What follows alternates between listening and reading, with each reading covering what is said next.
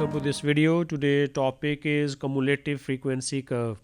It is a very important topic और इसका जो question है वो P2 में almost confirm होता है. P1 में भी कभी कभी आता है लेकिन P2 में तो ये almost confirm question है. 10 से 12 marks का जो है ना ये question आपको मिलता है from 10 to 12 marks का. ओके जी, अब फर्स्ट ऑफ ऑल है कि what is the cumulative frequency curve.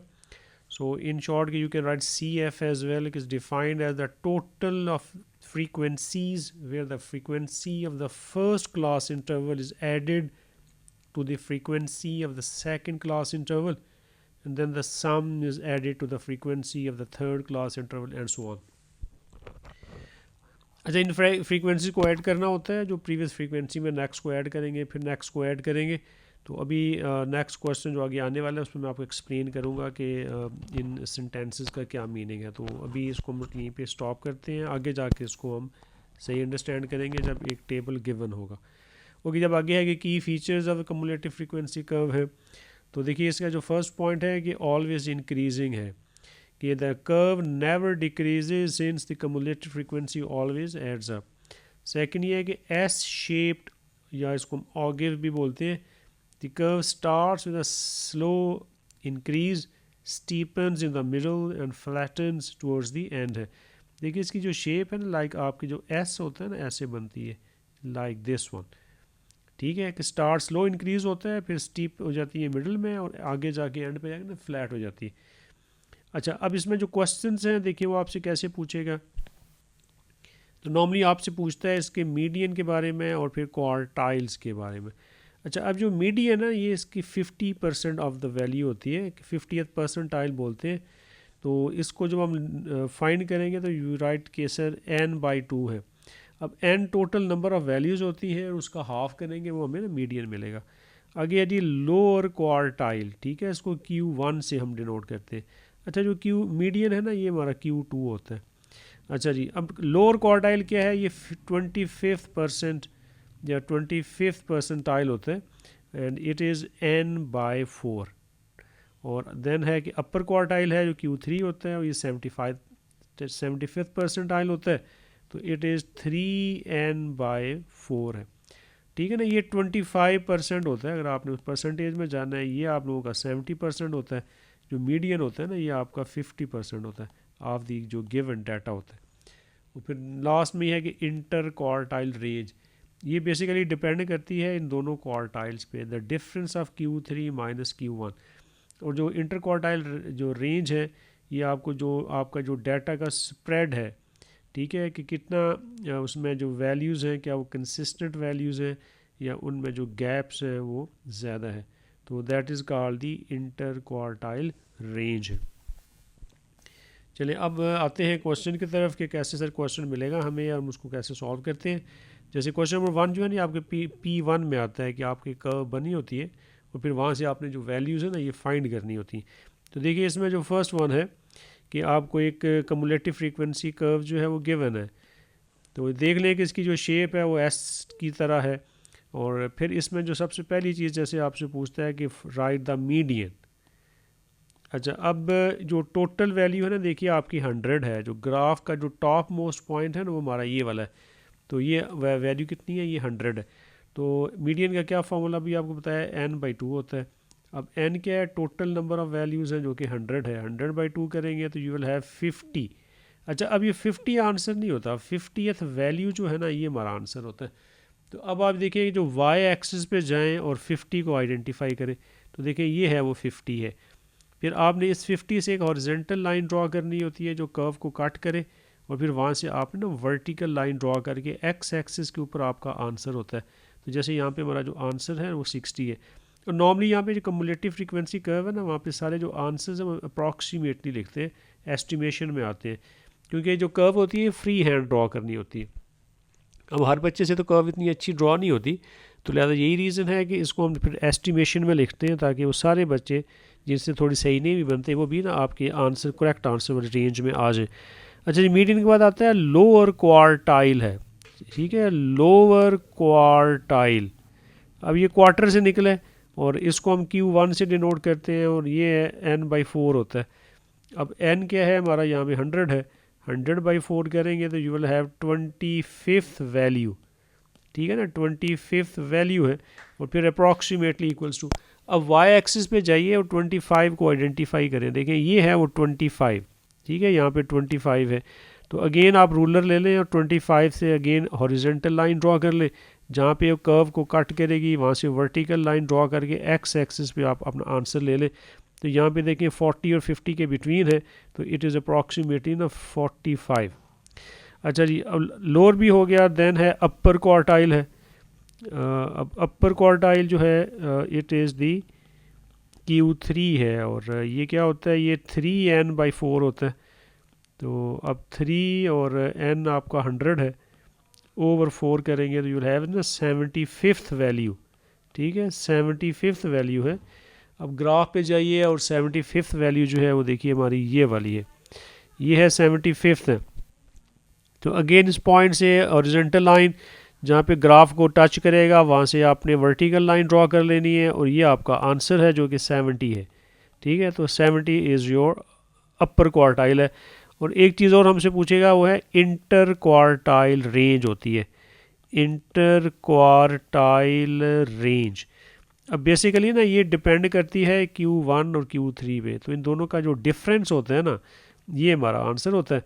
तो देखें Q3 की वैल्यू कितनी है, वो 70 है, और माइनस है Q1 कितना है, वो 45 है। तो हमारा जो आंसर होगा ना दैट विल बी 25 है, ये इसका आंसर है इंटर क्वार्टाइल रेंज का, ठीक हो गया। तो इंटर क्वार्टाइल रेंज क्या होता है कि ये नॉर्मली सम टाइम ना लोअर क्वार्टाइल अपर क्वार्टाइल नहीं पूछता, वो डायरेक्ट कहता है find the inter quartile range. तो फिर हमें अपर क्वार्टाइल और लोअर क्वार्टाइल को फाइंड करना पड़ता है, फिर तभी जाके ये उन्हीं पे डिपेंड करता है, तो वो फाइंड करेंगे तो फिर आपको आंसर जो है वो मिलेगा। ओके जी, क्वेश्चन नंबर 2 है, it is a very important question और P2 है। नॉर्मली ये जो क्वेश्चन है ये आपका ना 9 से 12 मार्क्स का होता है ये वाला, और P2 में ऑलमोस्ट ये कंफर्म है इसने आना ही आना होता है।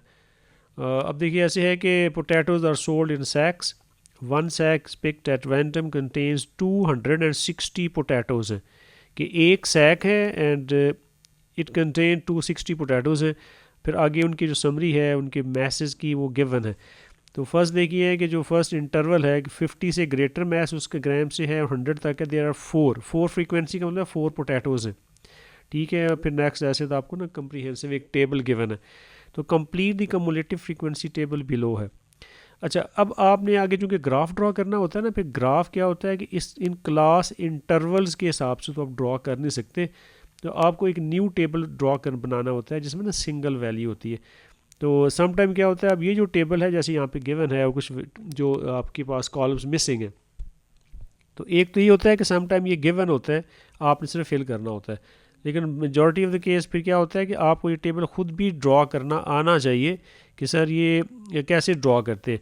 तो मैं आपको वो भी सिखा देता हूँ। देखिए जो आपका फर्स्ट क्लास इंटरवल है ना 50 और 100 वाला जो है, इसकी बोथ वैल्यूज़ आपने सेपरेट लेनी होती हैं, और जो सिंबल आप यूज़ करते हैं वो ये वाला करना होता है।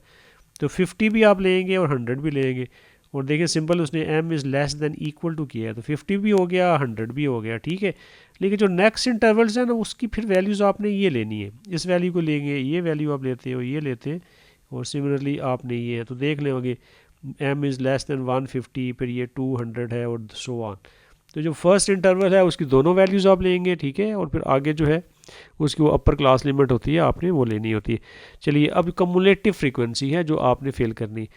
अब देखिए लेस दैन इक्वल टू 50 है ना, तो आपकी जो वैल्यू है यहाँ पे m ग्रेटर दैन 50 है, यहाँ पे कह रहा है लेस दैन इक्वल टू 50 है, तो वो तो वैल्यू है नहीं, वो ज़ीरो है। फिर लेस दैन इक्वल टू 100 है, वो 4 हो जाएगी।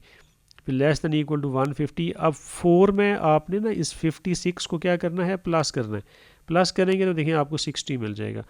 अब आपने इस 60 में आपने इस नंबर को ऐड करना है, इस वाले को 60 में 84 को आपने ऐड करना है, तो यू विल गेट 144। अब इस 144 में आपने 76 को ऐड करना है, याद रखिएगा। सो यू विल हैव 220 है। अब इस 220 में आप इस 36 को ऐड करेंगे तो यू विल हैव 256। और फिर देख लीजिए जैसे इस 256 में आप इस 4 को जब ऐड करेंगे तो आपको 260 मिलेगा जो ऑलरेडी उसने लिखा हुआ है। अच्छा, अब ये जो टेबल है ये कंफर्म करता है जो लास्ट वैल्यू होती है ना, वो वैल्यू और जो आपको क्वेश्चन में गिवन होती है ये सेम होनी चाहिए।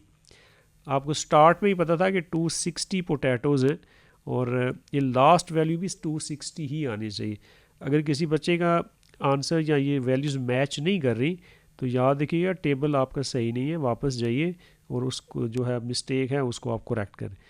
ओके, जब आप टेबल ड्रॉ बना लेते हैं फिर आपको ड्रॉ करवाता है, ठीक है, कि using a scale of 2 centimetre to represent 50 gram on the horizontal axis. ये जो हॉरिजेंटल एक्सिस जो है ना ये आपका होता है एक्स एक्सिस है। ओके, और सेकंड है फिर 2 सेंटीमीटर रिप्रेजेंट 50 पोटैटोज है ऑन दी वर्टिकल एक्सिस है। जो वर्टिकल होता है वो आपका वाई एक्सिस होता है। Then draw smooth cumulative frequency curve, ठीक है, एक कर्व बनानी है आपने। ये फ्री हैंड होती है, कोई स्केल आपने यूज़ नहीं करना, कर्व है, फ्री हैंड। ओके जी, अब आप आ जाएँ ज़रा इस एक आपके लिए मैंने ना ऑलरेडी एक ग्राफ जो है वो ऐसे उसकी स्केलिंग वगैरह की हुई है और ये कर्व भी है टाइम को सेव करने के लिए, वरना बहुत टाइम लग जाता है। तो अब ये देख लिए कि 2 सेंटीमीटर टू रिप्रेजेंट 50 है, तो एक्स एक्सिस पे भी 2 सेंटीमीटर को 50 और आपने 350 तक लेबल करना है, और जो वाई एक्सिस है वो भी आपने 300 तक ना लेबल करना है। अच्छा ओके जी, अब देखिए जो फर्स्ट आपकी वैल्यू है ना कि सर एम जो है 50 पे ना ज़ीरो होना चाहिए, ठीक है, तो देखिए 50 पे आपने ज़ीरो लगा दिया। फिर आगे है कि 100 पे जो है वो 4 होना चाहिए। अच्छा, अब स्टूडेंट्स आपने काम ये करना होता है, आप ना यहाँ पे आइडेंटिफाई करते हो कि सर ये जो एक स्मॉल बॉक्स है वो सर कितने के किसको कितनी वैल्यू को ना रिप्रेजेंट करता है। तो आप ज़रा इस फर्स्ट को देखिएगा, यहाँ पे ना 0 से 50 तक है। तो आप ये काम करेंगे 50 को आप डिवाइड कर लें, कितने स्मॉल बॉक्सेस हैं, तो ये हमारे ना 10 हैं, तो इसको 10 पे डिवाइड कर लीजिएगा तो आपको 5 मिलेगा। तो इट मीन्स के जो वन स्मॉल बॉक्स है ना ये किसको रिप्रेजेंट कर रहा है, ये 5 को रिप्रेजेंट कर रहा है, ठीक है। तो ये इस तरह आपने स्केल को ना गैस करना है। तो 50 पे 0 है, 100 पे देखिए 4 है, फिर 150 पे 60 आपने किया और लाइक वाइज ना फिर आगे आपने सबको जब प्लॉट कर लिया फिर आपकी बारी आती है इनको ज्वाइन करने के लिए। अब ये फ्री हैंड ना कर्व आपने ड्रॉ करनी है और ऑलरेडी यू नो कि सर इसकी जो शेप बनेगी ना वो इस एस की तरह ही बनेगी, हम स्टार्ट में ही इसको हम डिस्कस कर चुके हैं। तो शेप इसकी कंफर्म है, कमुलेटिव फ्रीक्वेंसी हमेशा इस एस की तरह ही बनती है। ओके जी, अब फ्री हैंड आप ड्रॉ करें और इसमें यह है कि पेंसिल से करिएगा। तो एक दफ़ा आप इसको ड्रॉ कर लें और फिर अगर आप फील करते हैं सर कि किसी जगह आपको फीलिंग आ रही है कि ये स्ट्रेट लाइन है, तो उस पार्ट को आप रब करके और उसको ना दोबारा कर्व में कन्वर्ट कर लें। तो देखिए जैसे मैंने ड्रॉ की है तो ऑलमोस्ट ये सब को आप फील हो रहा होगा कि इन सर कर्व ही बन रही, ठीक है। तो ये है कि थोड़ा सा ये है कि आपको प्रैक्टिस करनी पड़ेगी। फ़र्स्ट टाइम अगर आप ड्रॉ कर लें तो बहुत बहुत अच्छी बात है, लेकिन ये है कि अगर आप कुछ क्वेश्चंस करेंगे, कुछ प्रैक्टिस करेंगे, तो फिर आई होप कि बड़े आराम से आप बहुत अच्छी कर्व जो है वो ड्रॉ कर लेंगे। ओके जी, अब देखिए इसका फिर क्वेश्चन कैसे आता है। जो कहता है use your graph to find the median, ठीक है, मीडियन जो है हमसे पूछ रहे हैं। तो अभी हमने क्वेश्चन नंबर 1 में किया था कि मीडियन क्या होता है, n/2 होता है। अब ये 260 टोटल है और 2 पे करें डिवाइड, तो इट विल बी ना 1/30 वैल्यू आएगा, 1/30 वैल्यू। अच्छा, फिर अप्रॉक्सीमेटली आपने करना है। अच्छा, अब 130 जो है ना आपने किस पे है आइडेंटिफाई करना है, इस वाई एक्सिस पे आना है स्टूडेंट्स, वाई एक्सिस पे। तो ये 100 है जी और एक छोटा बॉक्स 5 को कर रहे हैं, तो 130 जो होगा ना वो आपकी ये वैल्यू है, ये वाली, ठीक है, ये है वो 130। अब टेक योर ना रूलर और एक आप ऐसे एक ना लाइन आपने ड्रॉ करनी है। अब देखिए यहाँ पे है कि मैं इसको करता हूँ ऐसे कि इधर से आप इसको करते हैं और बिल्कुल आपने ना स्ट्रेट जाना होता है। जैसे ये देखिए ये, तो ये आपने इसको किया और फिर जहाँ पे इसने ग्राफ को टच किया होता है ना, तो फिर आप क्या करते हैं कि वहीं से दोबारा आप एक वर्टिकल लाइन ड्रॉ करते हैं और जहाँ पे एक्स एक्सिस को वो कट करेगी ना, वो जो है ना वो हमारा क्या होता है, वो हमारा आंसर है। तो ये देख लें अप्रॉक्सीमेटली जो है ये है वो आपका सीन है, तो ये हमारा ना वो आंसर इधर पड़ा हुआ है। तो अब ये देख लीजिएगा कि यहाँ पे इसकी क्या वैल्यू है। अब ये 150 है अगर, तो 160, 170, 180 और अप्रॉक्सीमेटली ना 184 आई थिंक बन रहा है। अगेन आई रिपीट 160, 170, 180, 85, और ये अप्रॉक्सीमेटली 189 आ रहा है। ठीक है, 189 है तकरीबन जो है ना ये हमारा बन रहा है। सो ये आप लिखेंगे सर 189 ग्राम जो है ना ये आपका फर्स्ट हमारा जो आंसर। ओके जी, अब नेक्स्ट आता है इंटर क्वार्टाइल रेंज। तो इसके लिए हमें सबसे पहले फाइंड करना होता है लोअर क्वार्टाइल। लोअर क्वार्टाइल है, और इसको हम डिनोट किससे करते हैं, ये Q1 से होता है, और ये होगा n/4 है। अब n कितना है, 260 है, बाई 4 आप करेंगे तो you will have this one as 65th value.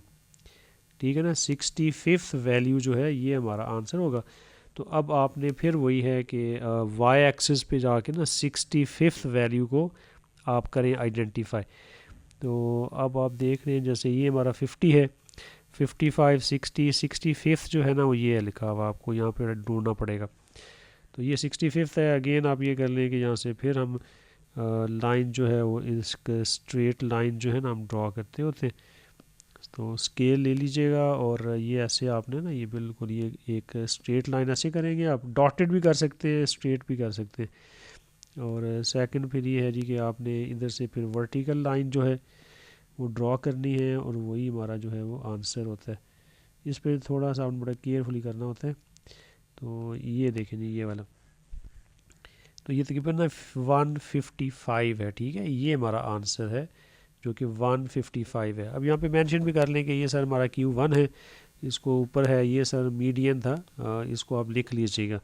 तो 155 है, तो यहाँ पे लिख लें सर 155 ग्राम जो है it is the lower quartile है। अब सिमिलरली नेक्स्ट होगा अपर क्वार्टाइल। ठीक है, तो अपर क्वार्टाइल जो है it is denoted by Q3 होता है, एंड ये है 3n/4 है। अब n जो है वो हमारा 260 है, डिवाइडेड बाय 4 करें, और जब आप इसको सिंप्लीफाई करेंगे तो यू विल हैव सर के 195th वैल्यू। 195th ना वैल्यू जो होगी ये हमारा आंसर है। अब अगेन वाई एक्सिस पे ना हमने 195th को आइडेंटिफाई करना है। तो देखिए ये जो 200 है ना इसके ये नीचे वाली वैल्यू ये जो है ये 190 ना 5 है। ठीक है, क्योंकि 1 स्मॉल बॉक्स ना 5 के लिए, तो ये आपने किया है। अब अगेन आपने वही जो स्टेप्स हैं जो भी हमने किए थे कि आपने यहाँ से एक हॉरिजेंटल लाइन जो है ये ड्रॉ करनी है इधर से, और इसको बिल्कुल स्ट्रेट लेके जाइएगा जहाँ पे वो ग्राफ को ना जाके कट करता है। जहाँ पे कट करेगा फिर वहाँ से आपने एक वर्टिकल लाइन जो है वो करनी होती है, बिल्कुल स्ट्रेट लेके आ जाएं, और इधर है अप्रॉक्सीमेटली देखिए ये बन रहा है। तो हमारा जो आंसर है वो फिर क्या होगा, वो ये वाला होगा, यहाँ पे है।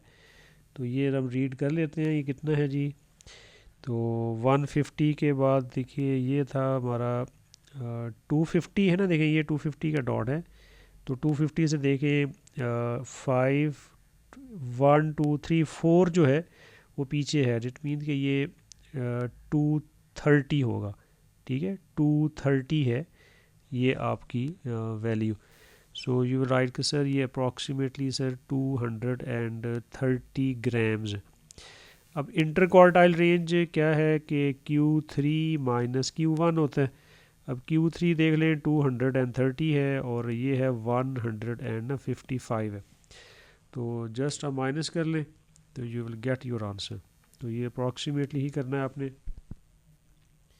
अच्छा जी, ये आपका बन जाएगा जी 45 और 30 करेंगे तो यू विल हैव ना 75 ग्राम जो होगा that will be the final answer.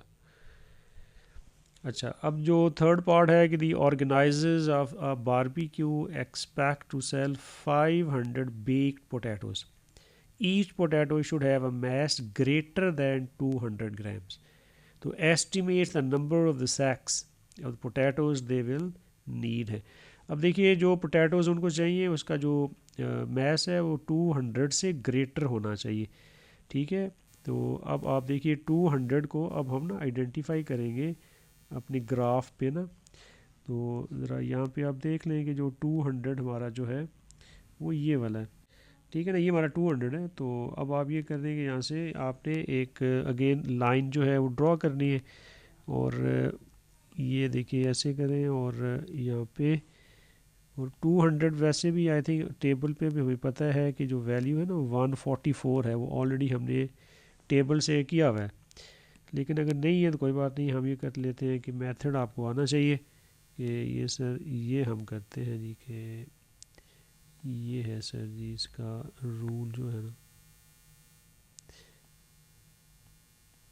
तो ये देखें जैसे ये वाला,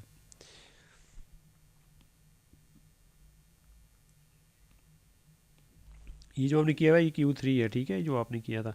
तो ये ना 144 है ये वाला पॉइंट। ये तो कैसे पता चला, वैसे भी ना क्वेश्चन में देखिए आपको ये दिया हुआ है, ये चेक कर लें ये वाला कि 200 पे ना 144 है, ये हमें पहले पता था। तो अब वो देखिए वो कह रहा है मोर देन ना ग्रेटर देन, ठीक है, तो ग्रेटर ये होगा कि ऊपर 260 है ना, तो आप ये करेंगे कि सर 260 में से हमने सर 144 को माइनस करना है, ठीक है, और इट मीन्स कि हमें 116 जो पोटैटोज़ हैं एक सैक के अंदर, वो क्या है, वो 200 ग्राम से ग्रेटर है, ठीक हो गया। तो आपको कितने बेक पोटैटोज़ चाहिए, 500। तो अब आप सिंपल ये कर लें कि 500 को आप ना 116 पे कर दें डिवाइड, तो यू विल गेट एज 4.31 आएगा। इट मीन कि यू नीड 4.31 सैक्स हैं। अब ये सैक्स इतनी तो हमें बाज़ार से नहीं मिलती है, हमें तो पूरी पूरी सैक मिलती है, तो इट मीन कि यू नीड 5 सैक्स, ठीक है।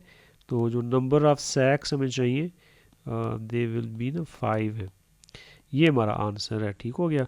तो अगर हम 5 सैक्स लेके आएंगे तो उसके अंदर हमें 500 जो है ना आपको पोटैटोज़ मिल जाएंगे जो कि ग्रेटर दैन होंगे 200 ग्राम्स का। अच्छा जी, अब एक और लास्ट क्वेश्चन जो है इसी टॉपिक में वो आपसे पूछता है, जैसे ना वो परसेंटाइल का टॉपिक है, कि जैसे ये फोर्थ पार्ट है, फाइंड द 40th परसेंटाइल। तो अब ये स्टूडेंट्स आपको आना चाहिए, लास्ट इसमें है, ये भी नॉर्मली कॉमन क्वेश्चन है। अब देखिए 40th परसेंटाइल का क्या मतलब है, पहले आप वैल्यू फाइंड कर लें, 40 और 100 मल्टीप्लाई बाय द टोटल है जो कि 260 है, ठीक है। तो ये 0 0 से कट कर दें, इसे कट कर दें, तो multiplication give us 104th value, ठीक है, 104th वैल्यू है। अब स्टूडेंट्स आपने फिर वही 104 को ना वाई एक्सिस पे आपने देखना है, ठीक है। तो देखिए ये 100 है, ये 105 है, तो 104 जो है ना वो कहीं इधर होगा, यहाँ पे ये होगा 104, ठीक है। तो अब इसी से फिर आपने वही करना है कि हम एक जो स्केल से ना इसको एक हॉरिजेंटल लाइन से एक ऐसे करेंगे जहाँ पे ये उसको कट करता है, तो उसके बाद फिर हमने ये जब हो जाएगा तो फिर इसी से आप एक वर्टिकल लाइन ड्रॉ करेंगे। तो ये देखिए जैसे ये हो गया, और साथ जो है ना जी आपका ये है जैसे ये वाला, तकरीबन जो है ये बनता है ऐसे। ओके जी, no this is the answer है। देखिए 150 आपको ये कट नज़र आ रहा था, तो 150 160 170 तो 175, ठीक है। ये देखिए ये 150 का कट है, तो ये 160 है, 170 175। सो इसका जो अप्रॉक्सीमेटली आंसर है ना वो है 175 ग्राम्स जो होगा, that will be the 40th percentile, 40th percentile. तो स्टूडेंट्स ये इस तरह के जो क्वेश्चन में ना, ये क्वेश्चन आपसे वो पूछेगा कि मीडियन है, इंटर क्वार्टाइल रेंज हो गया, परसेंटाइल है, और जो ऊपर भी आपको एक थर्ड पार्ट हमने किया। तो आई होप कि फ्रॉम दिस वीडियो आपका ये जो कॉन्सेप्ट है वो क्लियर हो जाना चाहिए। So that's it for today, thank you for watching this video.